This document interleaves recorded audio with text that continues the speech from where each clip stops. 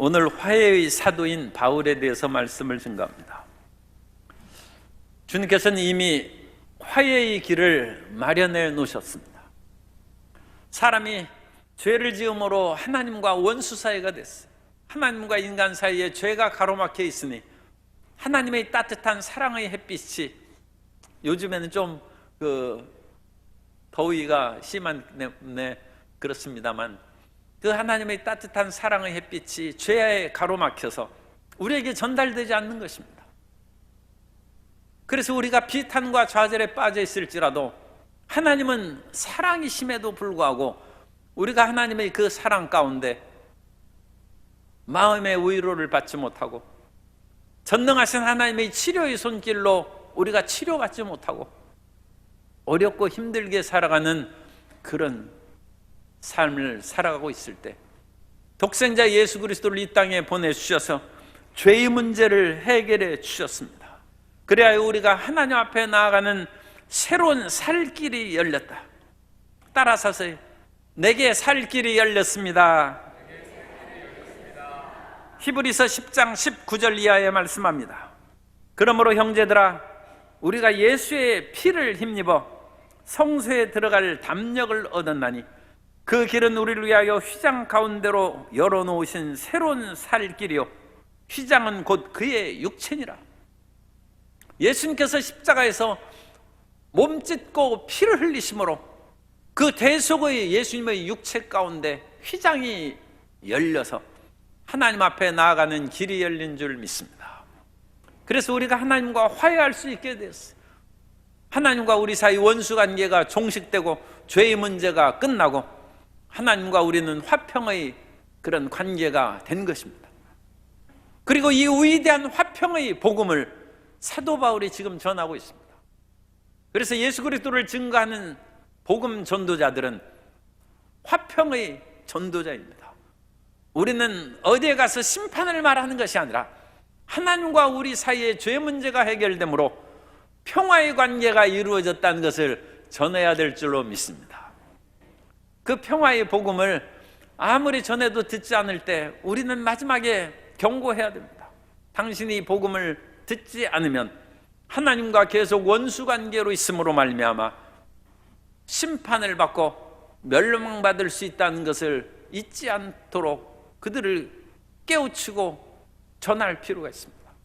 그러나 우리는 하나님께서 먼저 우리에게 화평의 길을 열어주셨다는 것을 전하는 복음 전도자가 되어야 될 줄로 믿습니다. 이와 같이 예수님께서 모든 것을 다 이루어 놓으셨으므로 따라서 하시겠습니다. 지금이 은혜 받을 만한 때고 지금이 구원의 날입니다. 오늘 말씀에 되어 있습니다. 그러므로 우리가 복음의 증거를 들을 때 1절입니다. 하나님과 함께 일하는 자로서 복음 전한 자죠, 너희를 권하노니 하나님의 은혜를 헛되이 받지 말라. 이르시되 내가 은혜 베풀 때에 너에게 듣고 구원의 날에 너를 도왔다 하셨으니 보라, 지금은 은혜 받을 만한 때요, 보라, 지금은 구원의 날이로다.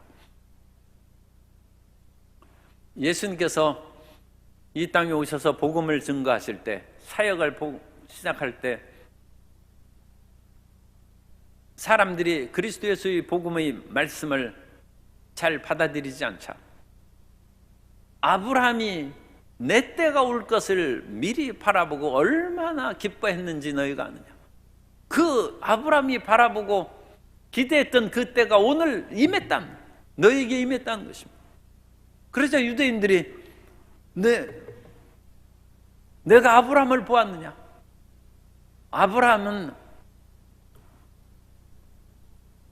아브라함이 있기 전부터 내가 있었다. 그랬더니 사람들이 나이 50도 안 되는데 정신 나간 소리 한다고 돌로 들어 치려고 하는 것을 예수님께서 또 자리를 피하셨습니다. 그런데 이 본문이 창세기 15장에 있는 그 주석의 본문입니다. 창세기 15장에 보면 아브라함의 언약 조항이 나오는데, 하나님께서 짐승을 잡아서 3년 된 암양 그런 것을 쪼개놓고 하나님이 타는 횃불로 그때 지나갈 때 하나님께서 이상 중에 말씀하십니다. 내 자손이 4대 만에 애굽에서 돌아올 것이다. 그래서 아브라함의 자손이 애굽으로 아직 들어가기도 전인데 애굽으로 들어갔다가 400년이 지난 후에 다시 나올 것을 하나님이 말씀해 주셨어요. 그런데 그때 온 인류에 대한 위대한 비전을 아브라함이 보았다는 것입니다.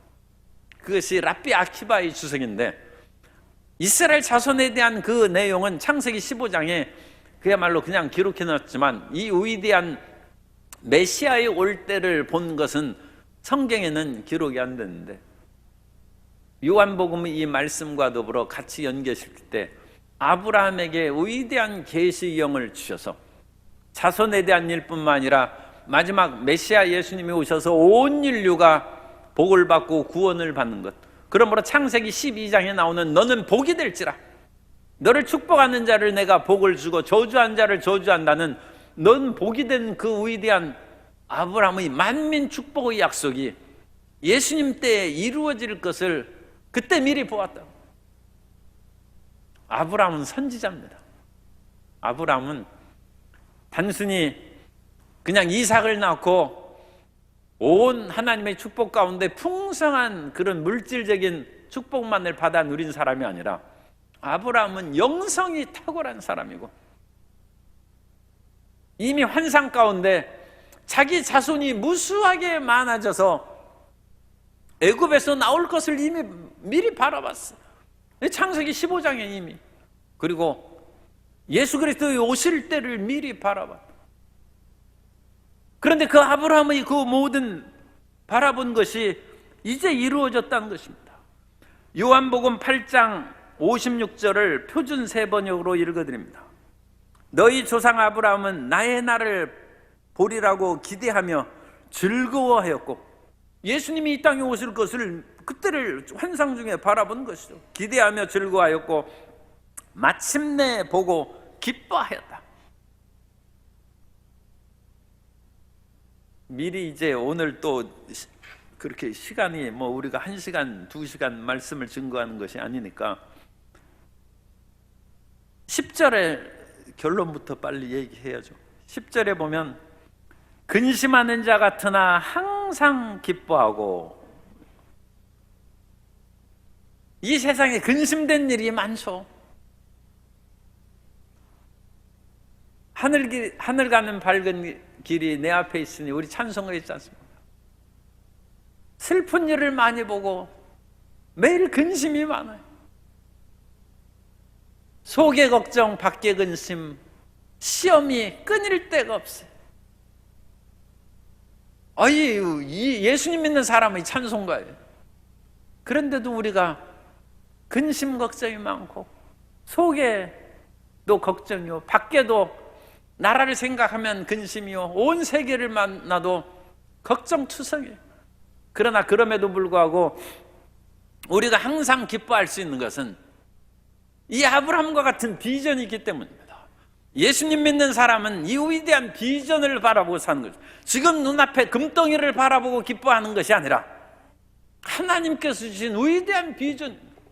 아브라함이 온갖 어려움과 이삭 하나를 낳는데도 25년이 걸렸어요. 창세기 15장은 지금 시작하는 거예요. 그죠? 이삭을 낳으려면 아직 멀었어요. 그럼에도 불구하고 아브라함이 이삭을 낳을 때까지 25년 동안 눈물 골짜기 지나가면서 맨날 근심과 수심에 잠겨 있었겠습니까? 그럴 수 없죠. 이삭을 낳는 때는 25년이 걸려도 아브라함은 항상 기뻐하며, 항상 기뻐하라, 쉬지 말고 기도하라, 범사에 감사하라. 이 성경 말씀을 믿음의 조상 아브라함이, 그때는 이 신약의 말씀이 비록 아직 기록되지는 않았습니다만 그것을 적용하며 아브라함이 살아갔을 줄 믿습니다. 그럼 아브라함이 어떻게 기뻐하며 살아갔느냐? 아직 부자도 못 되고, 아직 가나안 땅을 차지하지도 못하고, 아직 이삭을 낳지도 못했는데 무슨 기쁨이 있겠느냐? 그렇지 않습니다. 아브라함의 마음 가운데는 이미 창세기 15장에 나타난 위대한 비전으로 그 자손들이 무수하게 애굽에서 나오는 것을 바라보았고, 예수 그리스도의 이 땅에 오심으로 말미암아 만민이 구원받는 위대한 비전 가운데 산, 이와 같은 예수 안에서 위대한 비전과 꿈이 충만한 성도 여러분 되시기를 주님 이름으로 축복합니다. 그러므로 확실하게 천국에서 우리에게 맨션이 있다는 것을 그걸 바라보고, 지금 집 없고 월세 사고 전세 사는 거 탄식하지 말고, 내가 지금 나그네요 천막집 사는데 그거 월세 뭐 어떠고, 좀 우리가 피곤하긴 해. 이사 다니는 것이 얼마나 힘듭니까? 그래도 우리 집은 하늘의 맨션이 있다. 하늘에 하나님이 마련해 주신 그 집이 우리 진짜 집이고, 여기는 그냥 이동하며 사는 천막집에 사는. 몽골에서 살면 그 사람들은 내 양떼 소떼 이끌고 가면서 몇 달 만에 그와 같이 집 다 거둬들이고 게르라는 그와 같은 천막집을 끊임없이, 요즘에도 울란바토르의 그런 시내 이외에는 이동하며 사는, 그런 마음을 가지고 우리가 이 세상을 근심하지 아니하고 담대하고 평안하게 살아가게 될 줄로 믿습니다. 예수 믿는 사람은 말씀 안에서 위대한 비전을 보고, 또 열심히 기도하고 성령 충만하여 하나님께 주신 환상을 붙잡고 꿈을 붙잡고 살아가는 자녀가 되어야 될 줄로 믿습니다. 그리고 이 환상 가운데 우리가 항상 마음에 품을 환상은 동서와 남북이 복음으로 화해된,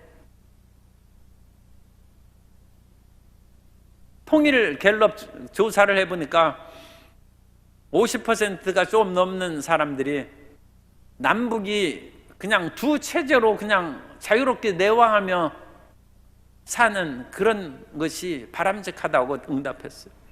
통일되어서 하나의 국가가 되면 여러 가지 엄청난 문제가 생기기 때문에 그런 것보다는 그냥 두 체제지만 휴전선이 무너지고 자유롭게 다닐 수 있는, 그야말로 독일과 프랑스가 두 나라지만 마음대로 비자도 없이 왔다 갔다 할 수 있는 것처럼 그런 것들을 바란다 하는 그런 통일에 대한 비전을 얘기를 했습니다만, 어쨌든 그것은 또 다른 문제고, 우리는 서로 다툼과 사상으로 물고 찢고 싸우는 것을 종식시키기 위해서도 통일이 아름다운 환상과 꿈을 가져야 될 줄로 믿습니다.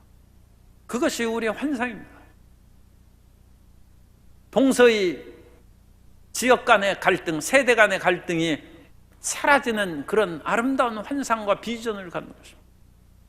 그리고 그 모든 것들이 우리가 추구해 나갈 하나의 삶의 모습이고, 그 모든 것들은 그리스도 예수의 나라가 오면 온전히 이루어지게 될 줄로 믿습니다. 우리에게는 이와 같은 말씀 안에서 위대한 환상을 이미 가지고 있어요. 그런데 그 환상들을 우리가 잊어버리고 너무 무시하고 살면 안 돼요. 눈앞에 있는 그런 여러 가지 일들 때문에 환상과 비전이 없는 사람처럼 살아서는 안 됩니다. 우리는 이 땅에 우리가 지금 마음을 뺏기고 열심히 추구하며 사는 것은 거의 대부분은 다 버리고 놓고 가는 것들만 우리가 지금 신경 쓰는 것이고, 우리가 가질 이 위대한 환상은 영원히 이루어질 참된 것인 줄 믿습니다. 그러니까 그 참된 것을 붙잡고 살아야지, 쓰다가 이거 버리고 갈 것 때문에 매일 울고불고 눈물하면 되겠어요.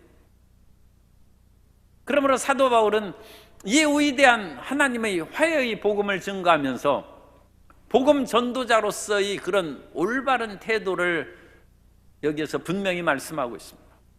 복음을 증거할 때 자기에게는 9가지 그런 고난의 일들이 많이 나타난다는 것입니다. 그래서 3절부터 그 5절까지에 보면 이 직분이 비방을 받지 않게 하려고 자기가 다른 사람에게 거침돌이 되지 않도록 조심하는데, 자기가 거침돌이 되지 않도록 조심하는 것 중에서 많이 견디는 것, 4절에 끊임없이 인생의 그런 여러 가지 일들을 견뎌야 되는데, 그 견디는 것과 이 견디는 것은 전체에 대한 서술입니다. 그 다음에 환난, 궁핍, 고난, 매맞음, 갇힘, 난동, 수고로움, 자지 못함, 먹지 못함, 이 9가지 고난을 얘기하고 있습니다. 그래서 예수 그리스도의 화목의 복음을 증거하면서도 그 삶에는 끊임없이 이와 같이 환난과 궁핍, 가난과, 이 환난은 특정한 고통을 말하고 뒤에 나오는 고난은 일반적인 고통을 말합니다. 그런데 이 단어 자체로 그와 같이 상세하게 우리가 일일이 살펴보는 것보다는 온갖 근심 걱정이라고 생각합니다. 복음을 증거하는 화해의 사도 바울에게도 온갖 어려움과 근심 걱정이 있는데, 여기에서 특별히 우리가 주목하고 참 안타깝게 생각하는 것은 사도 바울이 가난하고 또 잠도 잘 못 자요. 너무 힘들고 어렵고, 그 다음에 잘 먹지도 못해. 이건 몸이 아파서 먹지 못하는 거예요. 먹을 것이 없다는 거예요. 잠잘 때도 마땅치 않다는 거예요. 이 위대한 사도 바울이 지금 이렇게 살아가고 있어요. 그런데 사도 바울보다 우리가 믿음이 더 훌륭하면 하나님 앞에 지금 살아가고 있는 그거에 대해서 좀 부족한 것이 많습니다, 그렇게 얘기할 수도 있는데, 우리가 사도 바울보다 믿음이 더 강하지도 못한데 우리는 지금 그래도 먹을 것도 있고 등 따숩고 배부르게 웬만큼 살지 않습니까? 그러면 항상 감사해야 될 줄로 믿습니다. 우리가 사도 바울보다 더 믿음도 훌륭하거나 이 영성도 더 탁월하지도 못한데 우리가 누리는 것은 더 많아요. 그런데 사도 바울은 우리보다 더 믿음이 더 견고하고 하나님을 사랑하는 열망이 가득한데도 불구하고 지금 9가지와 같은 고통스러운 것, 환난과 궁핍과 가는 데마다 또 매맞고, 이 얼마나 힘듭니까? 매맞고 감옥에도 갇히고, 복음을 증거할 때마다 우리가 복음을 증거할 때 좀 멸시받고 화나는 일이 좀 생기기도 하지만 사도 바울은 그런 정도가 아니에요. 에베소에서 복음을 증거하여 거기에서 크도다 에베소 아데미 여신이여 하면서 거기에서 데메드리오가 난동을 불이켜가지고 큰일 날 뻔했어요. 이런 소요 사태가 났다고. 빌립보에서는 복음을 증거하다가 점치는 그런 여종이 있었는데 그 귀신을 쫓아냈다가 소요 사태가 나가지고 사도 바울이 붙잡혀서 매맞고 빌립보 감옥에 던져졌어요. 우리가 복음을 증거하다가 그런 험악한 지경에 처한 것은 별로 없습니다. 그러므로 우리는 화해의 사도가 이 어려움을 겪고 마음이 좌절하고 낙심하지 않고 살았다는 것을 우리가 마음에 기억하면 지금 우리가 지나가고 있는 삶의 여러 가지 고난, 9가지 고난처럼 비슷한 어려움을 우리가 겪고 있을 수 있습니다. 그러나 그런 것들이 오히려 정도가 경미하다, 오히려 그 정도가 약하다는 것을 우리가 이해를 하고, 하나님이 나를 많이 봐주시는구나. 좀 실례의 표현이지만 옆에 분에게 하나님이 성도님을 많이 봐주고 계십니다. 하나님이 우리 많이 봐주고 있습니다. 사도 바울처럼 한번 살아볼래? 그러면 어떡하실 거예요? 하나님이 우리를 긍휼히 여기시고 사랑하심으로 우리는 9가지 이와 같은 고난과 역경이 있어도 절대로 낙심하지 말고 그 대신에 8가지 덕목을 그 다음에 얘기하고, 이와 같은 어려움 속에서도 사도 바울은 6절에 깨끗함과 지식과 오래 참음과 자비함과 성령의 감화와 거짓이 없는 사랑과 진리의 말씀과 하나님의 능력, 여기까지. 그래서 이 8가지 덕성을 사도 바울이 지켰다. 사람이 몸이 아프고 고통스러우면 세수도 안 할 수 있어요. 지금 몸이 아프고 귀찮은데 무슨 세수는. 그래도 우리는 세수해야 돼요. 왜냐하면 제일 먼저 여기 깨끗함이 나오잖아요. 그래서 마음이 낙심하더라도 세상에 어려움과 고난이 다가와도 우리의 심령을 정결하게 하고 심령을 깨끗하게 하는, 아무리 밤에 눈물과 고통의 한숨의 밤을 보낼지라도 반드시 아침에 세수를 하시기 바랍니다. 그래서 우리의 육체를 씻음과 같이 우리 마음을 씻고 다시 시작합니다. 하나님이 살아계시고 하나님이 변함없는 사랑을 우리에게 베푸시는데 우리도 우리 자신을 가다듬어야죠. 사도 바울이 여기서 이 깨끗함. 그래서 깨끗함은 특별히 물질적 생활적인 청결을 얘기합니다. 그래가지고 돈 없다고 해서 비굴하게 뭐 어디 가거나 남의 것 그렇게 손대지 아니하고 그건 깨끗함이 있고, 이 지식은 복음 전파하는 그런 지식이고, 그리고 오래 참아야죠. 오래 참고 여기에서 성령의 그런 말씀이 성령의 감화, 하나님의 능력도 성령입니다. 그래서 우리가 항상 고난 가운데 이기며 살아갈 수 있는 것은 말씀과 성령의 능력, 말씀과 성령의 능력으로 일어설 수 있습니다. 마음이 탁해질 때 성경을 읽으시기 바랍니다. 마음이 탁해질 때 기도만 해서 안 돼요. 그러면 기도가 잘못된 기도로 소용돌이 속에 빠져들어가서 기도가 혼탁해집니다. 그래서 기도를 오래 하는 그것이 해결하는 것이 아니라, 마음이 어지럽고 소위 말해서 육신의 정욕과 안목의 정욕으로 마음이 혼란할 때는 성경을 읽어야 돼요. 그래서 하나님의 말씀으로 우리 영혼을 씻어야 됩니다. 그 후에 기도하시는 성도 여러분 되시기 바랍니다. 그래야 올바른 기도가 나오고 그 혼란에서 벗어나는, 우리 기도하는 내내 그것을 하지 않으면 우리 마음속이 그 어지러운 것으로 인하여 1시간 내내 어지러움 속에서 있다가 무슨 기도가 되겠어요? 그리고 말씀으로 우리가 깨끗하게 되면 성령의 충만함을 받아서 성령의 능력이 임하면 이 고난의 문제를 극복하고 다시 일어서게 될 줄로 믿습니다. 그래서 다시 일어나요. 그래서 이 문제를 해결하고 일어선 후에 7절 후반부에 있는 사역의 그건 담대한 사역의 자세입니다. 의의 무기를 좌우에 가지고, 그래서 이와 같은 것으로 마음에 8가지 덕스러운 것 같은 성품을 한 후에는 우리의 오른손과 왼손에 의의 무기를 가지고, 그래서 한 손에는 하나님의 말씀을 들고 한 손에는 세상의 그런 것으로 혼탁하게 하지 아니하고 우리의 모든 것으로 의의 무기를 든다. 세상에 무슨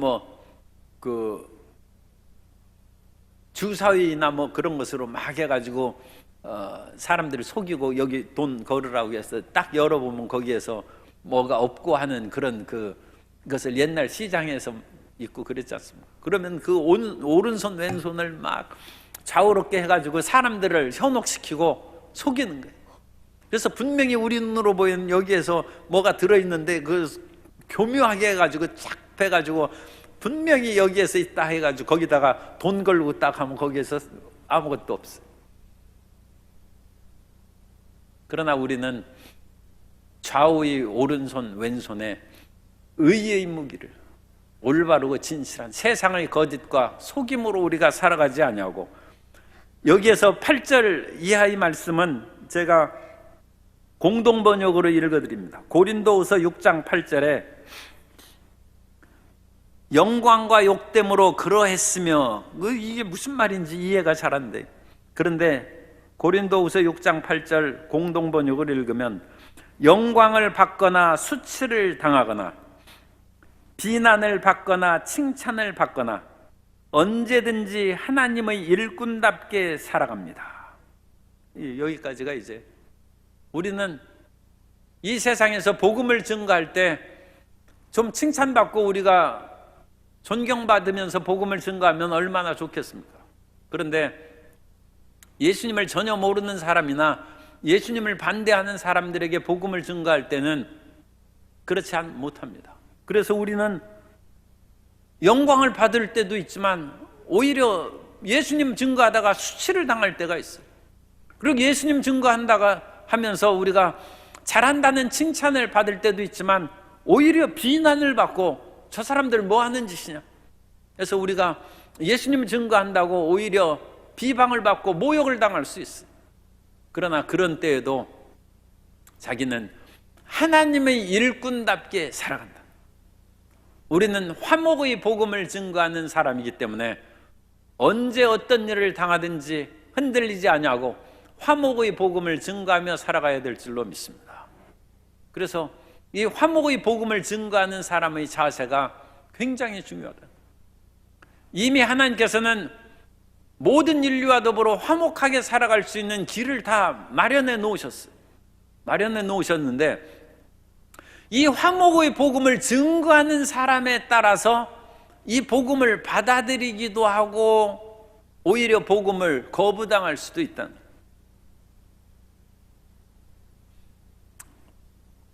오늘 그 신문에 보니까 미국이 그 물질적인 그런 것이 20세기에서는 가장 풍요로운 나라가 미국입니다. 그런데 미국이 세계 여러 전쟁에서 승리하고 그런 일도 많지만 실패한 것도 적지 않은데 베트남 전쟁에서도 패배했고 그 가운데 이제 아프가니스탄 전쟁에서도 철수하고 패배해서 나왔는데 그러면 아프가니스탄에서 엄청난 물자를 쏟아부었어요. 미국이 수많은 최신 무기도 공급했어요. 그런데 아프가니스탄이 결국은 러시아 쪽으로 돌아서고 미국하고 미군이 철수한 후에는 완전히 오히려 반미 그와 같은 상황에 처했어요. 왜 그러느냐? 미국이 무엇을 안 줘서 그런 것이 아니에요. 엄청난 물질과 엄청난 군비를 다 제공했는데 그 나라의 고위층들이 부정부패가 얼마나 심한지 그 모든 돈을 국민에게 전달 안 됐다는 거예요. 그리고 오직 자기들만 착복했어요. 또 어느 때에는 그런 뉴스도 있었어요. 나라가 망할 때 어마어마하게 많은 달러를 가방에 하고 다른 나라로 탈출하는 그런 뉴스도 보도됐어요. 사람이 화해의 복음을 증거한다고 해서 모든 것이 되는 것이 아니라 그 전달자가 그 사람들에게 필요한 사람에게 바르게 전달할 수 있는 그런 태도와 마음가짐이 중요하다. 그것이 올바르게 그들에게 심어질 때 하나님의 복음이 그들에게 긍정적으로 받아들이는 것이지 만일 그 전달하는 사람이 그것을 올바르게 수용하지 않으면 오히려 하나님과 원수됩니다. 십자군 전쟁이 그런 것입니다. 성지를 탈환한다고 해서 유럽에 있는 수많은 예수 믿는 사람들이 거기에 갔는데 오히려 그 사람들이 거기에 있는 사람들을 잔인하게 이교도라고 해서 다 죽이고 온갖 그와 같은 만행을 저질러서 결국은 전쟁에서 패했을 뿐만 아니라 그 지역이 완전히 이 성지 그런 지역에 사는 사람들이 완전히 기독교에 대한 반감으로 가득 차고 지금 그 모든 지역이 다른 종교에 믿는 신앙으로 온 그 천지에 가득하지 않습니까? 오늘 우리가 화해의 복음을 증거할 때 우리의 마음가짐이 굉장히 중요하다. 우리가 복음을 증거할 때 온갖 고난을 9가지 고난을 당한다 할지라도 그것을 8가지 마음의 덕성으로 그걸 이기고 우리가 복음을 증거할 때 온갖 그런 모욕을 받거나 비난을 받거나 또는 칭찬을 받거나 존경을 받거나 상관없이 하나님의 일꾼답게 복음을 증거하고 살아가야 될 줄로 믿습니다. 그래서 이 사도 바울이 그 모든 일들을 자기가 화해의 복음의 사도로서 수행하고 있다는 거예요. 그러니까 복음 증거하는 자, 전도하는 자로서 전도하는 것이 굉장히 중요하지만 전도하는 자세가 잘못되면 오히려 전도의 길을 막아놓을 수 있다. 그것을 우리가 또한 기억할 필요가 있습니다. 사도 바울이 이 아름다운 이름 8절 보면 8절에 하나님의 일꾼답게 그렇게 합니다 하고 8절 후반부 우리는 속이는 자 같으나 참되고 여기서부터는 9절로 가야 돼요. 그래서 여기에는 그 내용이 틀립니다. 그래서 사도 바울은 우리는 속이는 자 같으나 참되고 9절 무명한 자 같으나 유명한 자요 죽은 자 같으나 보라 우리가 살아있고 징계를 받는 자 같으나 죽임을 당하지 아니하고 근심하는 자 같으나 항상 기뻐하고 가난한 자 같으나 많은 사람을 부유하게 하고 아무것도 없는 자 같으나 모든 것을 가진 자로다. 사도 바울이 외면적인 상황과 사도 바울이 내면의 영성, 신앙을 대주해서 여기서 표현한 것입니다. 그래서 사도 바울이 우리는 속이는 자 같으나 참되고, 세상의 겉만 얘기한 사람은 예수님을 믿으면 금방 모든 것이 잘 되는 것으로 그같이 생각을 하는데, 그래서 예수님 믿고 키우던 병아리가 죽었어요. 그래가지고 예수님 믿었는데 병아리 죽었다고 교회 안 나온다는 거예요. 너 속이는 자 아니냐? 그러나 우리는 예수님 믿으면 병아리, 닭도 잘 자랄 수도 있지만 예수님을 믿으면 천국 가서 영원히 산다는 그것이 진리죠. 그리고 이 천국의 하나님의 축복이 이 땅에서 내려서 범사에도 형통할 수 있는데, 이것은 반드시 그런 건 아니에요. 반드시 그런 것 같으면 사도 바울이 지금 9가지 고난을 왜 얘기합니까? 그리고 예수님의 제자들이 왜 사도 요한을 빼놓고 다 순교합니까? 이거 본질이 아니라는 것이죠. 본질은 요한복음 14장에 있는 것이 내 아버지 집에 있을 곳이 많다는 것입니다. 그 집에 들어갈 수 있도록 너희가 나를 믿고 나를 따르라는 것입니다. 그러므로 예수님 믿고 잘되고 건강하고 형통한다, 그것은 그럴 수도 있고 안 그럴 수도 있습니다. 그래서 그것만을, 이 세상 것만을 바라보는 사람에게는 예수 믿는 사람이 속이는 자 아니냐, 그렇게 생각할 수 있는데, 우리는 참된 사람이다. 우리는 영원한 진리를 얘기하는 것이고, 영원한 진리 안에서 이 세상에서도 잘 되기를 우리는 그렇게 소망할 뿐입니다. 그리고 이 땅에서 우리가 혹시라도 잘 못 된다면 하나님께서 영원한 세상에서 갚아주실 줄 믿습니다. 그래서 우리가 소망하는 것은 하나님, 영원한 세상에서도 잘 되고 이 땅에서도 좀 잘 되는 거 우리가 누리고 살게 해주십시오, 그렇게 이제 기도하고 소망하는데, 그렇게 되시기를 바랍니다. 그런데 안 될 수도 있어요. 안 되면 뭐 안 믿을 겁니까? 안 돼도 믿어야죠. 왜냐하면 참된 것이 있으니까. 그래서 속이는 자 같으나 참되다는 것이죠. 무명한 자 같으나 유명한 자요. 우리는 예수 믿는 사람이라고 해서 뭐 이 세상에서 사람들 앞에 인기 내리고 온갖 것 그렇게 다 하는 거 없어요. 그래서 예수님 믿는 사람들이 요즘에 참, 저도 뭐 그런 것에 뭐 해당 안 된다고 할 수 없어요. 왜냐하면 제가 지역 총회장이라든지 교단에서 좀 하기 때문에 제가 신문에 사진이 나오고 그러는데, 내 사진 빼면 왜 사진을 뺐나 그러죠. 그런데 우리는 이 세상에서는 무명한 자로 살아요. 그러나 우리가 진짜 유명한 것은, 예수님 믿는 사람은 하나님이 알아주시고 천사가 알아주고 귀신이 알아준다. 바람처럼 사라질 사람들은 우리를 몰라요. 그래서 우리는 무명한 자예요. 이름이 없어요. 그러나 진짜 우리는 귀신이 알아줘, 천사가 아는 하나님의 자녀로서 살아가는 긍지와 자부심을 갖게 되시기를 예수님 이름으로 축원합니다. 사도 바울이 예수 이름으로 귀신을 쫓고 그럴 때 스게와의 그 제사장의 7 아들이 바울의 이름을 빙자하여 귀신을 쫓아내려고 할 때 그 귀신이 얘기하는 거예요. 나는 예수도 알고 바울도 아는데 너희는 무엇이냐 하면 스게와의 7 아들을 두들겨 패가지고 옷 벗겨서 다 도망갔어. 그 사람은 제사장의 아들로 유명한 자였을지 몰라요. 그러니까 스게와의 7 아들이라고 딱 나오지 않습니까? 그러나 귀신은 몰라요. 그러니까 그 사람들은 유명한 자 같으나 실상은 무명한 자예요. 그러나 우리는 이 세상에서는 알아주지 않는 무명한 자 같으나 진짜 영원한 영적인 세계에서 하나님의 자녀로 알아주고 인정받는 사람인 줄로 믿습니다. 이 대조의 이것으로 예수 믿는 사람의 그런 내면적인 위대함을 얘기합니다. 여기에서 이거 같으나 이렇다 하는 것, 같으나 하는 그 앞에 있는 것은 세상의 모습, 보이는 것을 얘기하는 것이고, 뒤에 있는 것은 안 보이는 영적인 것을 얘기하는, 하나만 더 하면, 한두 개만. 그래서 무명, 보라 죽은 자 같으나 보라 우리가 살아있고, 온갖 9가지 고난으로 죽은 자 같으나, 그러나 우리 속은 성령으로 말미암아 항상 쌩쌩해, 그냥 힘이 넘쳐요. 우리는 성령으로 살아가는 사람입니다.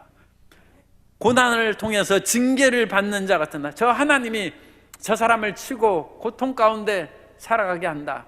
우리는 징계받는 거, 매일마다 징계를 당하고 아침마다 경책을 당하여 피곤한 인생 같지만 우리는 죽임을 당하고 쓰러지지 않는다. 의인은 7번 넘어질지라도 8번째 다시 일어난다. 그리고 우리는 아까 결론했죠. 근심하는 자 같으나 항상 기뻐하고, 우리는 가난한 자 같으나 하늘의 보화를 가진 사람입니다.